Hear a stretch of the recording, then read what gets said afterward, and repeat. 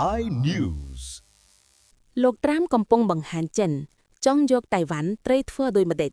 Washington ចាប់តាំងពីត្រឡប់មកកាន់អំណាចកាលពីឆ្នាំ2025ប្រធានាធិបតីអាមេរិកលោក Donald Trump បានបញ្ជាឲ្យយោធាអាមេរិកបើកការវាយប្រហារជាច្រើនរាប់ចេញពីតំបន់ការីបិននិងតំបន់ប៉ាស៊ីហ្វិកខាងកើតដោយកំណត់គោលដៅលើទូកសង្ស័យដឹកគ្រឿងញៀនរហូតដល់ការរួមដៃគ្នាជាមួយអ៊ីស្រាអែលធ្វើសង្គ្រាមប្រឆាំងនឹងអ៊ីរ៉ង់ដល់ទៅ2លើកកាលពីឆ្នាំខែមករាឆ្នាំ2025និងកាលពីខែកុម្ភៈឆ្នាំ2026លោកត្រាំក៏បានបញ្ជាផងដែរឲ្យយោធាអាមេរិកវាយប្រហារលើវេណេស៊ុយអេឡានិងចាប់ខ្លួនមេដឹកនាំនៃប្រទេសនេះ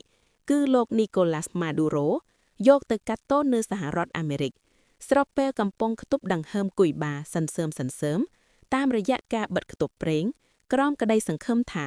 ការបិទគប់នេះនឹងបង្កទៅជាវិបត្តិមនុស្សធម៌ដែលត្រួតត្រែផ្លូវឲ្យសហរដ្ឋអាមេរិកគ្រប់គ្រងលើគុយបាសកម្មភាពទាំងអស់នេះរបស់លោកត្រាំធ្វើឡើងដោយរំលងច្បាប់អន្តរជាតិហើយអ្នកដែលកំពុងតាមដានយ៉ាងយកចិត្តទុកដាក់បំផុតគឺចិនជាពិសេសក្នុងករណីគុយបាបាននឹងកំពុងផ្ដល់ឧទាហរណ៍ដ៏មានប្រយោជន៍មួយសម្រាប់ប្រធានាធិបតីចិនលោកស៊ីជីនពីងយកទៅអនុវត្តតាមក្នុងបេសកកម្មជាប្រវត្តិសាស្ត្ររបស់លោកនៃការបង្រួបបង្រួមជាមួយតៃវ៉ាន់នៅពេលអនាគតនិយាយឲ្យងាយយល់អ្វីដែលលោកត្រាំបានធ្វើវាបានបង្ហាញទីវិធីសាស្ត្រដែលកម្ពុជាមហាអំណាចមួយអាចច្របាច់កប្រទេសមួយឲ្យអោនក្បាលសុំចុះច័ន្ទប្រទេសទាំងអស់នៅលើពិភពលោកពឹងផ្អែកលើប្រព័ន្ធសំខាន់ជាច្រើនរួមមានស្បៀងអាហារទឹកការដឹកជញ្ជូននិងទូរគមនាគមន៍ប៉ុន្តែប្រព័ន្ធមួយដែលអាចគ្រប់គ្រងលើប្រព័ន្ធទាំងអស់នេះគឺថាមពលអគ្គិសនីនៅពេលប្រព័ន្ធផ្គត់ផ្គង់ថាមពលអគ្គិសនីដួលរលំប្រព័ន្ធសំខាន់ដទៃទៀតក៏នឹងដួលរលំទៅជាមួយដែរហើយក្នុងករណីបែបនេះប្រទេសឬដែនដីដែលពឹងផ្អែកខ្លាំងលើការនាំចូលប្រេងឥន្ធនៈដើម្បីដំណើរការប្រព័ន្ធផ្គត់ផ្គង់អគ្គិសនីគឺងាយរងគ្រោះជាងគេបំផុតជាឧទាហរណ៍ដូចជាករណីគុយបាដែលពឹងផ្អែកជាយូរណាស់មកហើយ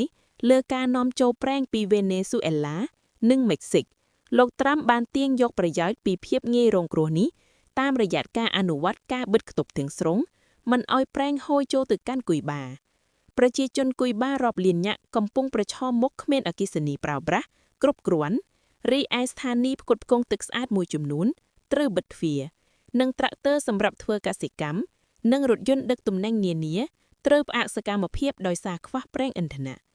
និងមន្ទីរពេទ្យជាច្រើនកំពុងធ្វើប្រតិបត្តិការយ៉ាងត្រដាបត្រដួលដោយសារតែអគ្គិសនីម្ដងមានម្ដងដាច់ការបិទគប់នេះជាឧបករណ៍មួយដែលលោកត្រាំកំពុងប្រើប្រាស់ដើម្បីដាក់សម្ពាធលើរបបដឹកនាំគុយបាដែលលោកត្រាំព្យាករណ៍ថានឹងដួលរលំឆាប់សម្រាប់លោកស៊ីជីនពីងវិធីសាស្ត្របិទគប់របស់លោកត្រាំលើគុយបាអាចយកមកប្រើការបានជំនួសឲ្យធ្វើសង្គ្រាមត្រង់ត្រីធំលើកទ័ពឆ្លងសមុទ្រវាយជូរតៃវ៉ាន់ដែលជាសេណារីយ៉ូដ៏គ្រោះថ្នាក់និងប្រថុយប្រថែងមួយដែលតំណងជានឹងបង្ខំឲ្យសហរដ្ឋអាមេរិកនិងជប៉ុនលោកដៃធ្វើអន្តរាគមន៍ជួយតៃវ៉ាន់តាមក្រុមជំនាញជំនួសឲ្យបាញ់មីស៊ីលលើទីក្រុងតៃប៉េឬសម្រុកឡើងលើឆ្នេររបស់តៃវ៉ាន់ចិនអាចនឹងប្រើវិធីសាស្ត្រធ្វើចតាឡៃស័កនៅក្រោមកម្រិតនៃការបិទគប់ទាំងស្រុងនៅជុំវិញកោះតៃវ៉ាន់ដោយអនុញ្ញាតឲ្យនាយឆ្មាំសមុទ្រចិនបញ្ឈប់ឬទប់ស្កាត់កុំឲ្យកប៉ាល់ដឹកប្រេងចូលទៅកាន់កំពង់តៃវ៉ាន់ក្រៅហេតុផលត្រួតពិនិត្យសុវត្ថិភាពឬប្រតិបត្តិការប្រឆាំងនឹងការរត់បួងការបង្កការរំខានទោះបីជាតិចតួចក៏ដោយតែវានៅតែអាចរាំងស្ទះដល់ការផ្គត់ផ្គង់យ៉ាងឆាប់រហ័សហើយមួយយ៉ាងទៀតដោយសារតៃវ៉ាន់នាំចូលស្ទើរតែទាំងអស់ឥន្ធនៈរួមមានឧស្ម័ន LNG ការកកស្ទះកប៉ាល់ឧស្ម័ន LNG នៅឯសមុទ្រអាចនឹងបង្កឲ្យមានការខ្វះខាតថាមពលក្នុងពេលប៉ុន្មានសប្តាហ៍ដោយគ្នានឹងគុយបាតៃវ៉ាន់អាចប្រឈមមុខនឹងការដាច់ចរន្តអគ្គិសនីដែលអាចនឹងបង្កការរំខានដល់ប្រព័ន្ធផ្គត់ផ្គង់ទឹកនិងមន្ទីរពេទ្យព្រមទាំងឧស្សាហកម្មផលិតសំខាន់រួមមានរោងចក្រផលិតបន្ទាប់ឈីបដែលសេដ្ឋកិច្ច Digital សកលលោកត្រូវការជាចាំបាច់អាចនឹងគាំងដំណើរការในទីនេះគោលដៅមិនមែនការបង្ខំឲ្យចុះចាំងភ្លាមទេតែជាការគប់ដង្ហើមបន្តិចម្ដងក្នុងសេណារីយ៉ូតៃវ៉ាន់ចិនអាចរងចាំរហូតដល់មានវិបត្តិសេដ្ឋកិច្ច និងមនុស្សធម៌កាត់ឡើងធ្ងន់ធ្ងររហូតដល់កម្រិតដែលអាចយកវាជាហេតុផលធ្វើអន្តរាគមន៍រក្សាស្ថិរភាពនៅតៃវ៉ាន់និងសង្គ្រោះប្រជាជនតៃវ៉ាន់ក្រមច្បាប់អន្តរជាតិការបិទគប់ជាសកម្មភាពសង្គ្រាមតែការធ្វើចាត់តាឡៃសាក់ឬការត្រួតពិនិត្យពន្ធគុណអាចនឹងត្រូវបានចាត់ទុកថាជាសកម្មភាពអនុវត្តច្បាប់ជាថាជាសកម្មភាពយោធាដូច្នេះចិនដែលតែងតែអះអាងជារឿយៗថាតៃវ៉ាន់ជាខេត្តមួយរបស់ខ្លួនអាចនឹងអះអាងថា